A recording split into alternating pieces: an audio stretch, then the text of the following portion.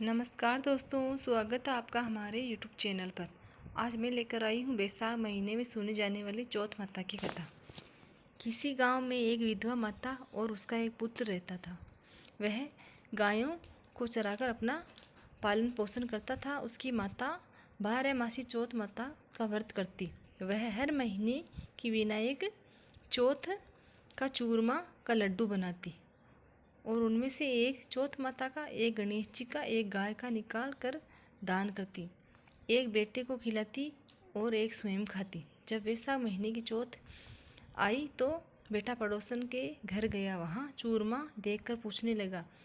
तब वह बोली, आज वैसाख चौथ है इसलिए मैंने चूरमा बनाया है। तेरी माँ तो हर चौथ को ही बहुत सारे लड्डू बनाती है, पर तुझे केवल एक ही लड्डू खाने को देती है, ठंडी बासी रोटी ही खाने को देती है।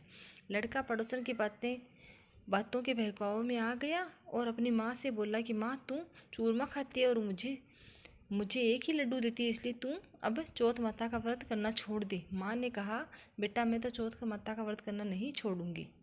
मैं तेरी ही सुख शांति के लिए करती हूँ। मैं यह व्रत नहीं छोड़ सकती। यह सुनकर बेटा नाराज होकर विदेश जाने लगता है। माँ बोली कि यदि तू मेरे से नाराज होकर विदेश जाना चाहता है तो यह चौथ माता की आंखें अपने साथ ले जा। यदि तेरे कोई संकट आए तो चौथ माता और विनायक जी का नाम लेकर इन्हें डाल देना, तेरा संकट दूर हो जाएगा। लड़का आंखों को लेकर विदेश चला गया। रास्ते में उसे खून से भरी हुई नदी मिली जिसे पार करना असंभव था। लेकिन उस संकट की घड़ी में उसे अपनी माँ की बात याद आई। उसने एक आखा चौथ माता का नाम लेकर नदी में डाल दिया और चौथ माता से बोला, यदि तुम सच्ची हो तो मेरी माँ मेरे लिए ही व्रत करती है तो ये नदी दूध और पानी से भर जाए और मुझे रास्ता मिल जाए।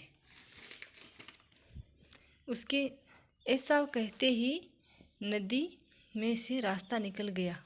आगे चलकर भयंकर जंगल से आंखें पूर कर निकल गया। आगे जाकर एक नगर में पहुंचा। उस राजा के यहाँ रोज एक मिट्टी के बर्तन का अलावा पकता था। वह अलावा तब पकता था जब उसमें एक आदमी की बलि दी जाती थी, यानी एक आदमी को बर्तनों में चुन दिया जाता था। उस लड़के ने वहां जाकर देखा, एक बुढ़िया माई आटा पीसते जा रही थी और रोती जा रही थी। लड़के ने इसका कारण पूछा। तब बुढ़िया माई बोली कि आज मेरे इकलौते बेटे का अलावा में जाने का नंबर है। तब वह लड़का बोला कि बुढ़िया, आज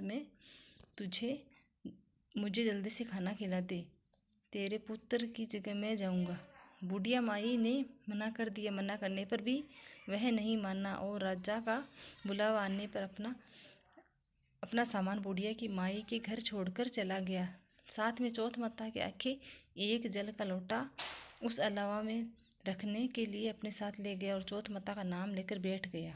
दूसरे दिन अलावा पक कर तैयार हो गया। दूसरे दिन बहुत आश्चर्य हुआ। प्रजा ने जाकर राजा से कहा कि अलावा पक गया है दूसरे ही दिन। तब राजा स्वयं देखने आए। अलावा में से बर्तन निकाले जाने लगे। अंदर से आवाज़ आई कि धीरे धीरे बर्तन उतारो, अंदर मैं हूँ। तभी राजा ने आवाज़ सुनकर कहा कि तू अंदर कौन है, कोई भूत प्रेत है या देव? तब वह लड़का बोला, कल जिस लड़के को तुमने अलावा में चुना मैं वही लड़का हूँ। लड़का बाहर आया। बाहर आने पर बुढ़िया माई व राजा के पूछने पर उसने कहा कि यह चमत्कार मेरी चौथ माता व विंध्याचल जी के व्रत का है। मेरी माँ मेरे सलामती के लिए व्रत करती है। उन्हीं के प्रताप से आज मेरा यह भयानक संकट दूर हुआ है। राजा को विश्वास नहीं हुआ। तब राजा ने दो घोड़े मंगवाए। एक पर स्वयं दूसरे पे लड़के को बिठाकर उसके हाथ में जंजीर बांध दी और कहा, यदि चौथ माता सच्ची है तो यह जंजीर तेरे हाथ से निकल के मेरे हाथ में आ जाए। लड़के ने चौथ माता का आखा पूर कर कहा, हे गणेश जी महाराज, आप ही मेरी रक्षा करने वाले हो।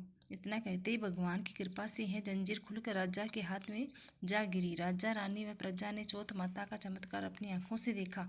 उसी दिन से वे सभी चौथ माता व विनायक जी के परम भक्त हो गए। राजा ने अपनी राजकुमारी का विवाह उस लड़के के साथ कर दिया और बहुत सारा धन वैभव देकर उनको विदा किया। अब वह दोनों वर वधू अपने गांव पहुंचे तो लोगों ने जाकर बुढ़िया माई को बताया कि तेरा बेटा बहू को साथ लेकर आ रहा है। तब वह बोली, अरे नहीं, मेरे भाग्य में बेटे बहू का सुख कहाँ। वह ऐसा कह ही रही थी कि दोनों जने उसके आके उसके पैरों में गिर गए और बेटा अपनी माँ से माफ़ी मांगने लगा और कहने लगा कि यह चौथ माता की कृपा से ही आज मैं तेरे सामने खड़ा हूँ। उसके बाद उसने सारी नगरी में ढिंढोरा पिटवा दिया कि सारी सुहागिनें बेटे की माँ हो सके तो लड़कियां भी चौथ माता का व्रत करें। हो सके तो पूरे 12 महीने की 12 चौथ करें, नहीं तो 4 करें, 4 नहीं तो 2 तो अवश्य ही करें। हे चौथ माता, जैसे तुमने बूढ़िया माई और उसके बेटे को दिया वैसा सबको देना। कहने वालों को, सुनने वालों को जय चौथ विनायक।